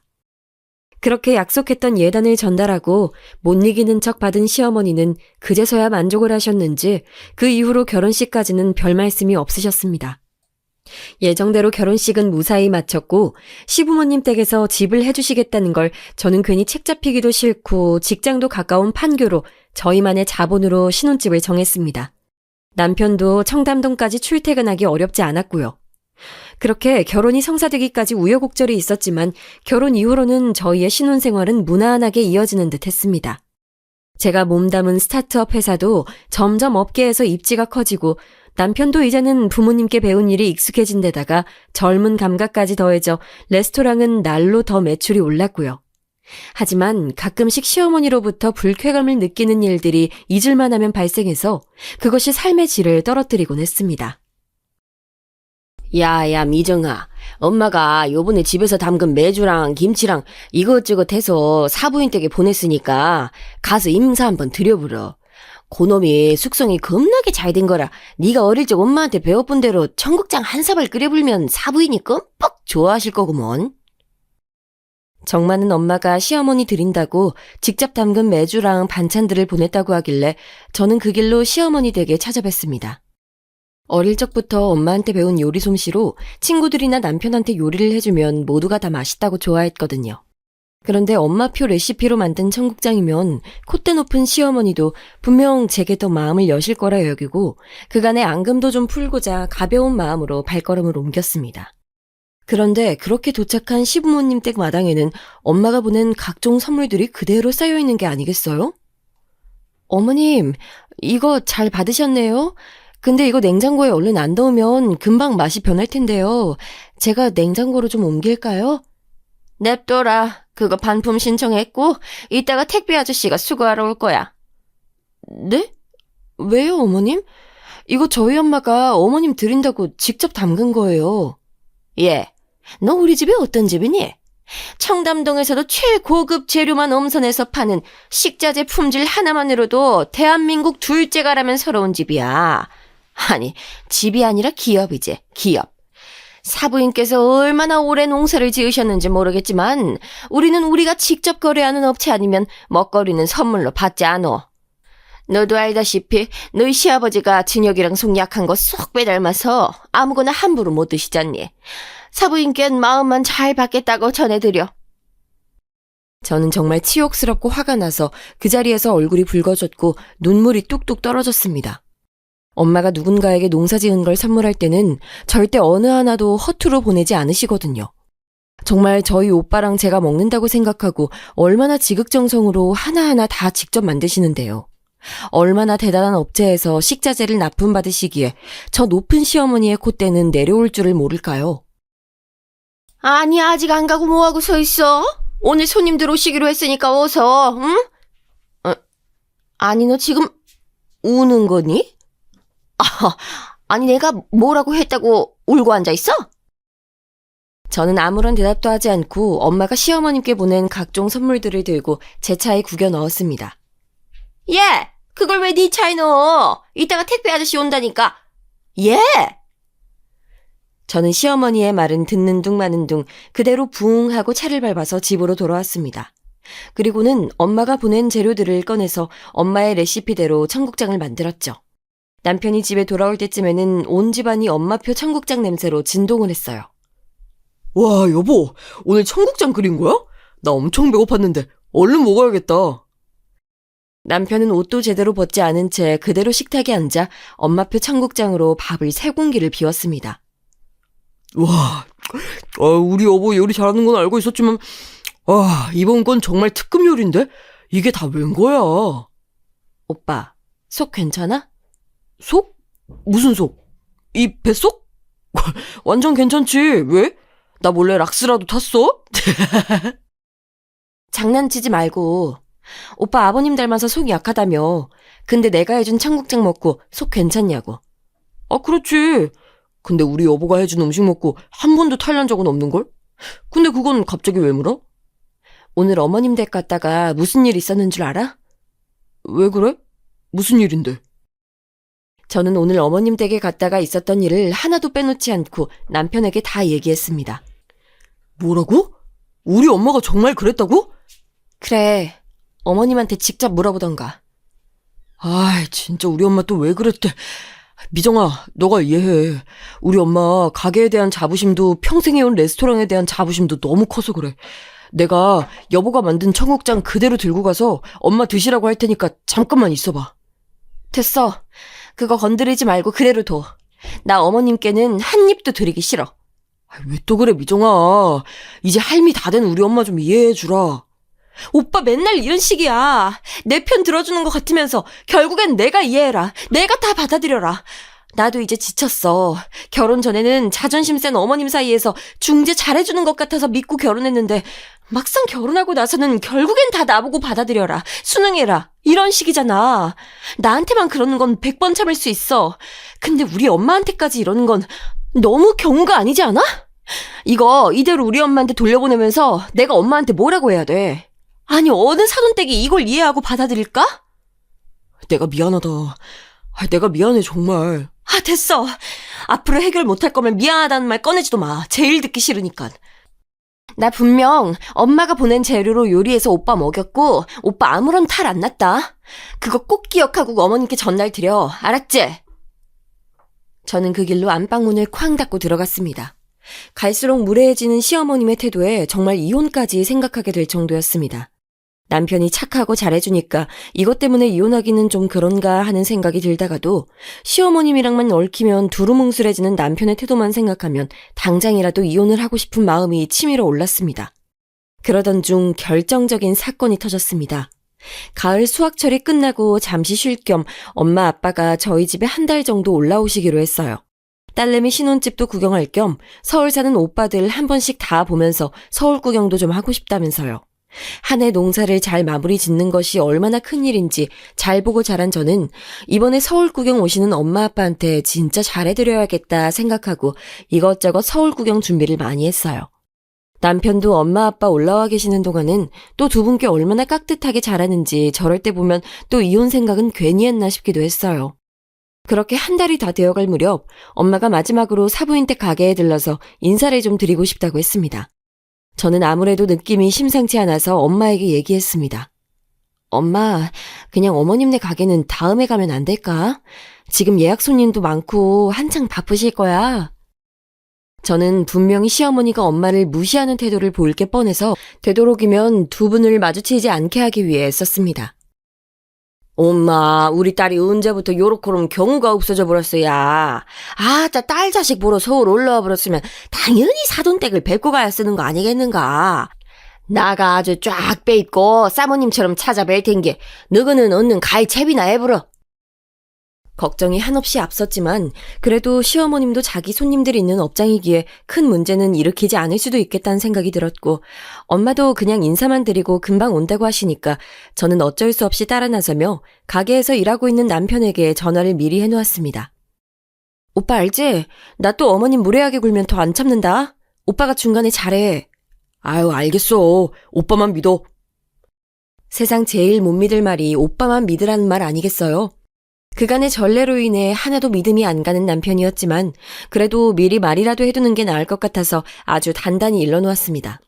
이번에도 시어머님이 무례하게 굴면 저는 정말 참지 않을 생각이었거든요.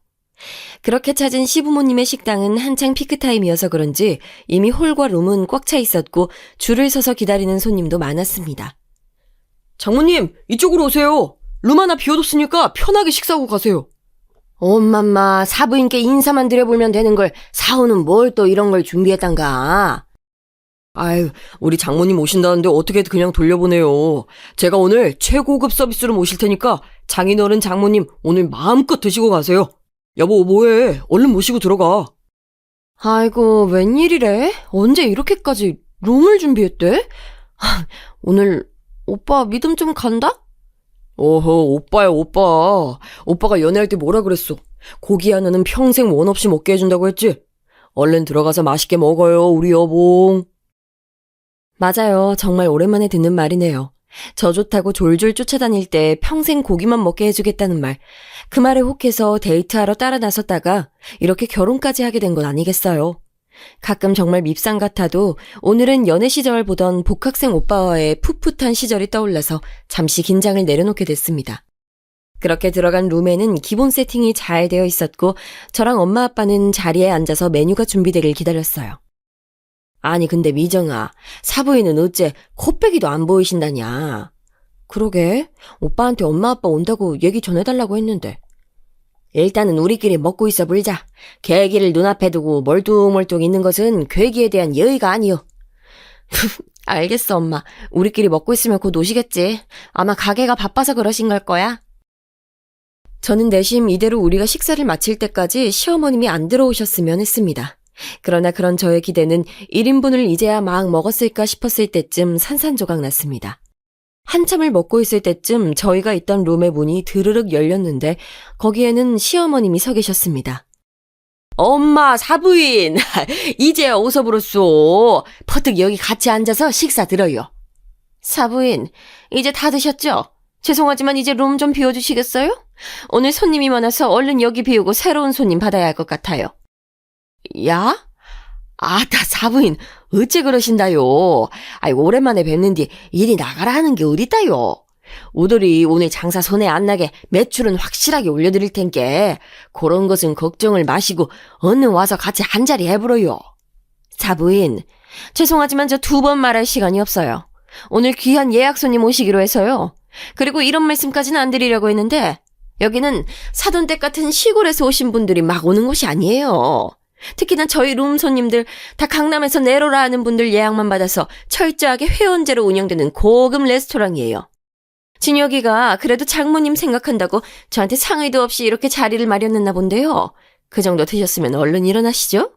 다음에 진혁이 편에 저희 가게 1등급 제품 택배로 보내드릴게요. 저는 시어머니의 상식을 넘는 무례한 태도에 화가 끝까지 차올라서 폭발을 하고야 말았습니다. 어머님, 지금 뭐라고 하셨어요? 시골 사람은 안 받는다고요? 제가 잘못 들은 건가요? 얘가 너 지금 시애미에게 태도가 그게 뭐야? 제가 막 더 한마디를 더 하려는 순간 엄마가 저를 제지하고 나섰습니다. 아야, 최민정. 아무리 그래도 시어머니까 고로코롬 싸가지 없이 굴면 어디다 쓴다, 야. 가만히 조무리고 저짝에 찌그러져 있어. 아니, 엄마. 이건 진짜 너무 경우가 아니잖아. 어허. 사부인 가게에 지돌이 누를 끼쳤다면 요거는 싸게 비워드리겠어. 그리고 우리 딸년이 무례하게 군 것은 제 얼굴을 봐서라도 너그럽게 용서해 주쇼. 내 오늘 이 딸년 다리몽댕이를 단단히 분질러 놓을란께. 사부인께서는 오늘 남은 장사 마무리 잘 하시고 저희는 이만 물러갑니다. 그렇게 엄마는 저와 아빠의 손목을 휘어잡고 룸을 나와 카운터로 향했습니다. 그리고는 카운터에 있는 남편을 향해 이렇게 말했습니다. 어이, 사오, 이리 좀 와봐. 아니, 장모님, 왜 벌써 나오셨어요? 자네, 내 말 지금부터 똑똑히 들어. 안 그러면 오늘 아주 재미가 없어 번질 것이요. 에? 도대체 무슨 일이세요, 장모님? 자, 이 카드 받아. 요 놈으로 지금 여기 이 가게 주문 들어온 거 전부 결제해보라.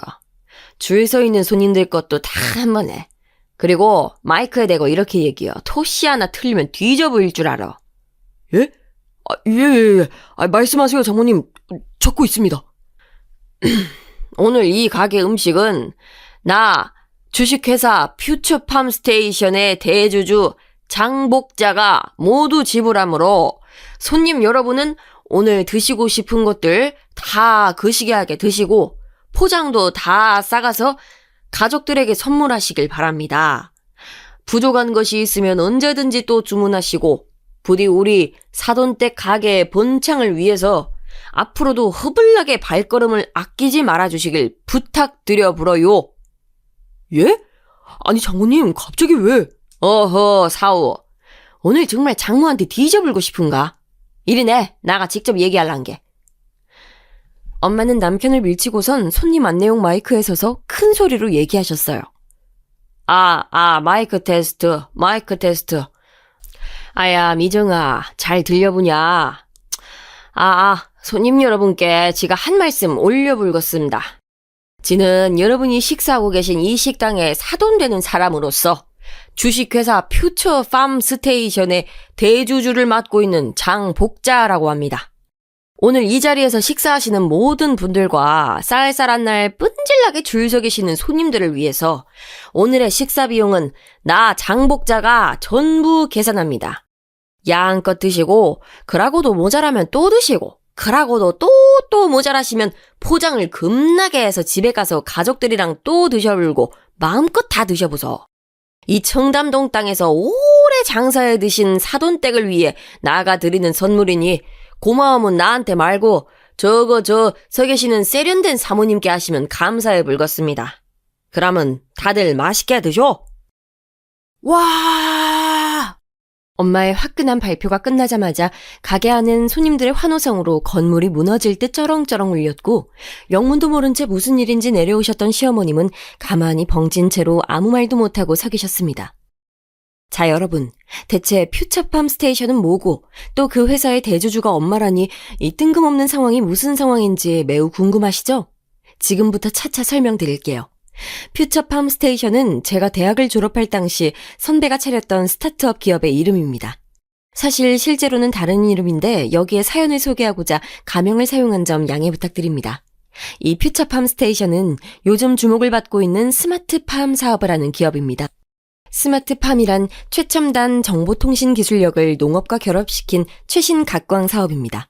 인류 생활의 근간이 되는 농업을 정보통신 기술, AI 기술, 로봇 기술, 나노과학 기술, 생명공학 기술과 융합시켜 최대의 농업 생산량을 도모하는 꿈의 산업이죠. 국내 시장 규모는 2017년 4조 원을 훨씬 웃도는 규모에서 연평균 5.5%의 꾸준한 성장세를 보이며 작년인 2023년에는 5조 9천억 원의 규모를 웃도는 시장입니다. 아직 많이 알려져 있지 않아서 그렇지 선진국들은 모두 각광산업으로 투자를 아끼지 않고 있고 우리나라도 몇 년이 지나지 않아 40조 이상의 시장 규모로 폭발적인 성장을 할 것이라고 예측하고 있습니다.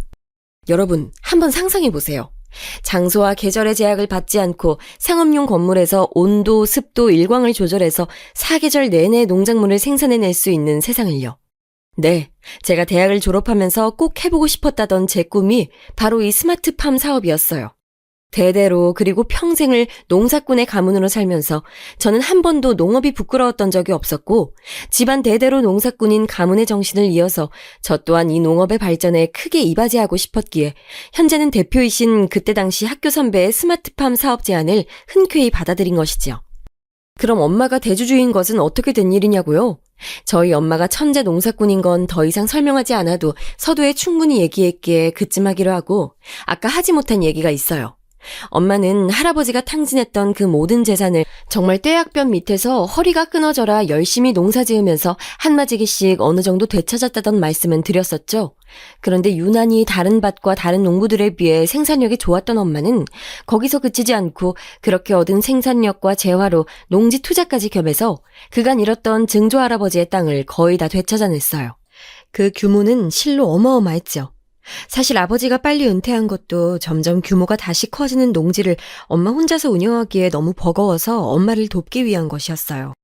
그렇게 엄마와 저희 집안은 제가 대학을 졸업할 때쯤에는 이미 그 지역에서 알아주는 유지 가문이 되어 있었습니다. 그러던 중 사업 수완과 투자 감각이 남달랐던 엄마는 제가 몸담은 스마트팜 사업에서 큰 가능성을 보고 과감한 결심을 하셨어요. 저희 회사에 큰 돈을 투자하고 대주주가 되신 것이지요. 엄마의 든든한 지원과 대표님의 타의 추종을 불허하는 사업 수완으로 어느새 저희 업체는 신생업체임에도 스마트팜 분야에서 둘째가라면 서러울 위치로 도약하고 있었죠. 자, 이쯤 되면 한 기업의 대주주이자 세상 당당한 여장부인 엄마가 그 잘난 시어머니 한우 레스토랑에 골든벨 울리는 것쯤은 아무것도 아니었다는 걸 다들 이해하시겠죠? 천성이 소탈했던 엄마는 한평생 누구에게도 자기 재산을 자랑해 본 적이 없어요. 저도 그것을 본받고 자라서 결혼 당시 콧대 높게 굴던 시어머니의 무례한 태도에도 저희 집안을 굳이 드러내지 않고 묵묵히 이겨낼 수 있었던 것이고요. 그런데 그런 소탈한 저와 엄마의 겉모습만 보고 시어머니는 그렇게 못되게 굴었던 것이죠. 아니, 사부인, 이게 지금 무슨 상황이에요? 무슨 상황은 무슨 상황? 어이, 딸! 무슨 상황인지 시어머니한테 정확하게 설명해드려 보러.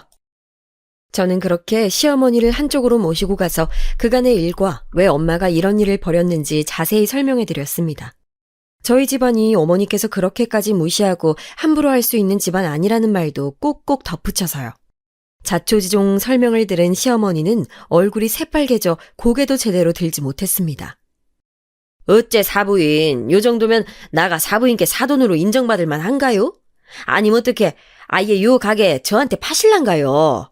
아이, 돈도 많으신 양반이 이제 가게 나한테 파시고 어디 좋은데 놀러나 다니쇼. 아유, 사부인, 제가 면목이 없습니다. 아니, 어째 아까 당장이라도 우더를 내쫓을 것만 같던 그분은 어디로 가버렸대요? 아이, 시골 출신 촌녀는 이만 물러가 볼까요? 사부인, 제가 다시 한번 정말 사과드립니다. 나가 그간 당장이라도 사돈댁이랑 연을 끊고 싶었지만서도 우리 사오가 미정이한테 잘하고 착하니께 꾹 참았어. 이번에도 나가 우리 착한 사오 봐서 딱 한 번만 더 참을라니까. 오늘을 마지막으로 미정이랑 우리 집 다시 한 번 더 무시하면 나가 미정이 손모가지 붙들고 당장 이혼시킬 거니 그리 하쇼. 그럼 우덜은 이만 시골로 내려갑니다요. 사부인, 제가 오늘 가게 마무리하고 전화 드릴게요. 아유, 조심히 들어가세요, 사부인. 그렇게 집으로 돌아오는 차 안에서 엄마는 제게 말씀하셨어요. 어째, 속이 좀 시원하냐? 아, 어쩌자고 시애미한테 코르코름 달려들어. 가만히 내비둬 보면 이 엄마가 싹 다 정리할 거구먼. 이 엄마 어떤 사람인지 아직도 모르냐? 엄마가 아니어도 내가 한 번은 얘기하려고 했어. 우리 집 무시하는 태도가 너무 도를 넘잖아. 아야, 미정아. 네 이날 이후로 엄마한테 약속 하나 해보라라. 앞으로 절대로 네가 시애미랑 맞서지 마라. 무슨 일 있으면 이 엄마가 다 막아줄 텐게. 그게 결국엔 네 남편이랑 혹여 난중에 태어날 너그 아그한테도 좋은 게 아니여. 엄마가 웬만하면 칼을 안 베드는디 이번만은 참으면 안 될 것 같아서 그래 본 것이니까 사부인도 앞으로는 너 함부로 무시 못할 것이요. 그니까 앞으로는 너랑 너그 남편이랑 오순도순 사는 것만 약속하는 거요. 알겠지? 알았어, 엄마. 고마워. 정말 고마워. 우리 엄마 최고야. 엄마, 또 눈가리에 눈물 흘려번지면 상당히 곤란해지는데. 우리 딸 요렇게럼 눈물이 많아서 앞으로 이 험한 세상 어찌 살아갈 것이오, 으이? 저는 그렇게 엄마 품에 안겨서 오랫동안 흐느껴 울었습니다. 그것은 그간의 서러움과 동시에 무슨 일이 있어도 저를 최우선으로 지켜주는 엄마의 존재에 대한 고마움의 눈물이었습니다. 그렇게 극을 치닫던 저희 집안과 시댁의 갈등도 엄마의 활약으로 어느새 일단락되었고 콧대가 하늘을 찌르던 시어머니의 태도도 많이 달라졌어요. 아닌 게 아니라 웬일로 이번 설에 한가득 선물을 준비해서 엄마 아빠 집에 보내는 게 아니겠어요? 그런가 하면 한 번씩 저에게 전화를 하셔서는 예, 사부인이 요새는 왜 청국장 안 보내주신다니? 아니, 나는 그때 그게 잘못 온 택배인 줄 알고 돌려보내려고 했던 건데 사부인이 오해를 하셨는지 그 이후로 도통 보내시질 않으신다, 예? 이러시면서 뻔뻔과 귀여움의 경계를 넘나드는 거짓말을 하시곤 하셨어요. 사실 그간의 시어머니의 무례함을 용서하려면 시간이 좀 더 오래 걸리겠지만 늦둥이로 태어난 외동아들인 남편을 애지중지하는 마음을 이해 못하는 바는 아니에요. 다만 그 표현 방식이 잘못됐고 그 애지중지하는 과정이 타인에게는 이기심으로 발현되는 것이 문제인 것이죠. 자기 집 자식 귀하지 않은 부모가 어디 있겠어요. 저만 해도 저희 엄마가 저를 얼마나 아끼는지 애청자 여러분들도 잘 느껴지시잖아요. 자기 집 자식 귀한 줄 알면 남의 집 자식 귀한 줄도 알아야 한다는 말은 정말 진리인 것 같아요. 그래도 다행히 저희 남편은 철이 좀 덜 들었을 뿐이지 TV 사연에 자주 나오는 고부 갈등을 아예 나몰라라는 무책임한 남편까지는 아니어서 그 부분은 제가 수용하고 넘어가려고 해요. 무엇보다 저희 엄마 아빠한테 정말 잘하기 때문에 그 부분은 정말 고맙고요. 애초에 엄마가 나설 것도 없이 남편이 중간에서 교통정리를 싹 다 해줬으면 100점이었겠지만 그렇게까지 완벽한 결혼 생활을 하는 사람이 어디 있을까 싶고 애초에 완벽한 인간이란 없다는 생각에 저는 지금의 남편도 충분히 수용하고 사랑합니다. 어쩌면 저도 남편에게 부족한 부분이 있을 수 있으니 저 역시도 제 자신을 더 돌아보고 살펴야겠지요. 아직까지도 대한민국 땅에서 결혼한다는 것은 단순히 남편과 아내로서의 마주함이 아니라 다른 여러 많은 것들을 함께 고려해야 할 것들이 많은 것 같아요. 결혼에 대한 오랜 말 중에 이런 말이 있잖아요. 결혼은 집안과 집안의 결합이다.